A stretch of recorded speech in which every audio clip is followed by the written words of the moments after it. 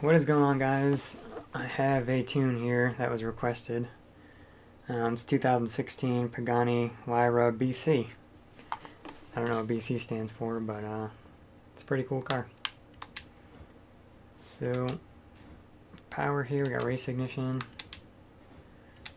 race cams, race valves, stock block, race pistons, and full turbo. And I think what you can do is you can go back to this turbo and then put the lightweight kit on it if you want a little bit more handling, but I chose to get most power I could out of it. So, race springs, upgrades on both the sway bars, no roll cage, and no lightweight. See, so you could do that, but then you gotta take off the turbo, one turbo level, I think.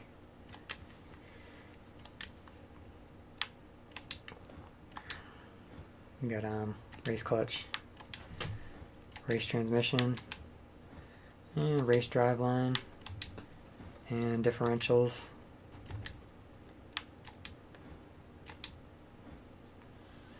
Stock tires, and full wide tires front and rear. I'll show you the tune on all this as well here. Those are stock rims. I don't think there's anything lighter than it anyway. Might be made out of carbon fiber, I don't know. So Forza wings front and rear, and those little flappies in the back in between the tail lights and the exhaust still go up and down with that. Whether they actually do anything in the game or not is a good question. All-wheel drive.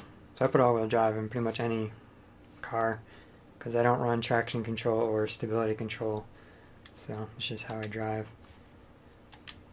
So now I'll show you the tune on it. The way I tuned this car was I had trouble. I think the online lobbies were down or something, so I went and did rivals, and I just went until I got a really fast rival.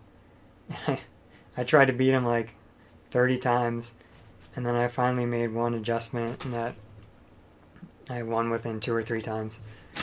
And that adjustment ended up being the actual ride height. I set it on max ride height, and it smoothed the car out. So there's your tire pressures with the 29. There's your gearing numbers. You'll have to pause it and put those in.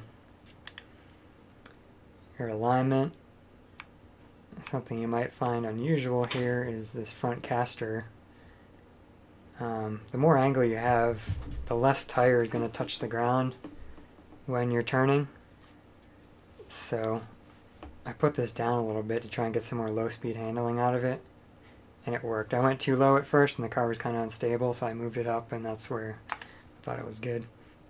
So here's your anti-roll bars, springs,